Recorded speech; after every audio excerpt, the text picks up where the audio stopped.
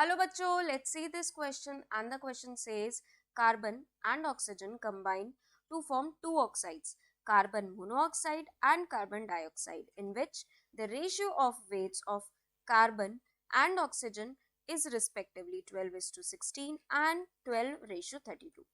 These figures illustrate the। तो बच्चों question में बोला गया है कार्बन और ऑक्सीजन कंबाइन करते हैं और दो टाइप के ऑक्साइड्स बनाते हैं, एक carbon monoxide that is CO and carbon dioxide that is CO2।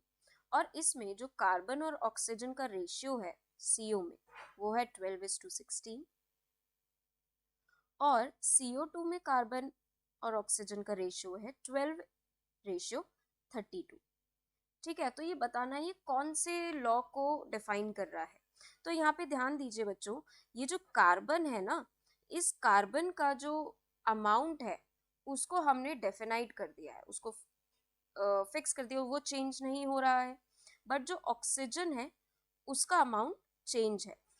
ठीक है, अब यहाँ से देखा जाए तो अगर दोनों ऑक्सीजन का अगर हम रेशियो ले दैट इज 16:32, तो सिंप्लीफाई करके ये आ रहा है 1:2, जो कि एक सिंपल होल नंबर रेशियो है।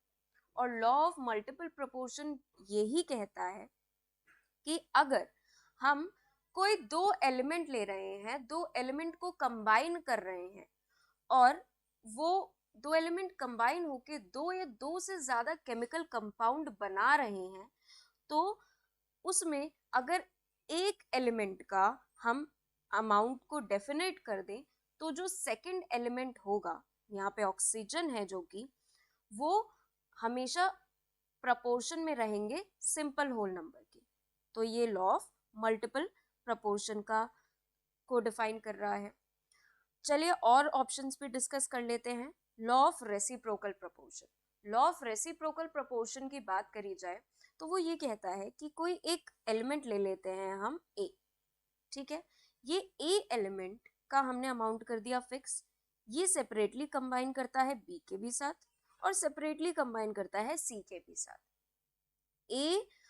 ए बाय मतलब ए और बी का जो रेशियो निकल के आता है वो आता है Z/X, ये हमने लेट कर। और ए और सी से जो रेशियो निकल के आता है वो आता है Z/Y। ठीक है, तो अगर इन दोनों का रेशियो लिया जाए तो ओवरऑल आएगा X/Y।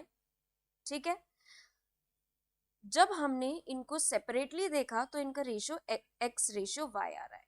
ठीक है, अगर B और C डायरेक्टली कंबाइन करते हैं तो इनका रेशियो भी अगर X/Y ही आता है तो ये होता है हमारा लॉ ऑफ रेसिप्रोकल प्रपोर्शन, या फिर कह सकते हैं हम लॉ ऑफ इक्विवेलेंट प्रपोर्शन।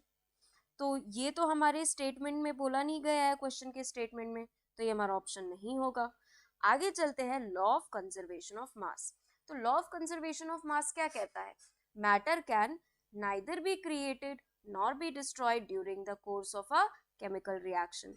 तो ये भी हमारा ऑप्शन नहीं है। अब लॉ ऑफ कांस्टेंट प्रोपोर्शन क्या बोलता है बच्चों? लॉ ऑफ कांस्टेंट प्रोपोर्शन ये बोलता है कि कोई भी केमिकल कंपाउंड, फॉर एग्जाम्पल हम वाटर ले लेते हैं H2O, इसके जो एलिमेंट्स हैं वो जब भी कंबाइन करते हैं वो हमेशा फिक्स्ड रेशियो में कंबाइन करते हैं। जैसे कि H2O है, ये 2:16 रेशियो में, रेशियो बाय मास से कंबाइन करता है, और इसको सिंपलर फॉर्म में करेंगे तो ये 1:8। तो ये हमेशा ही 1:8 की फॉर्म में ही कंबाइन करेगा, चाहे H2O हो, चाहे CO हो, चाहे CO2 हो। तो लॉ ऑफ कांस्टेंट प्रोपोर्शन भी हमारे स्टेटमेंट के अकॉर्डिंग नहीं जा रहा है, तो ये भी नहीं होगा।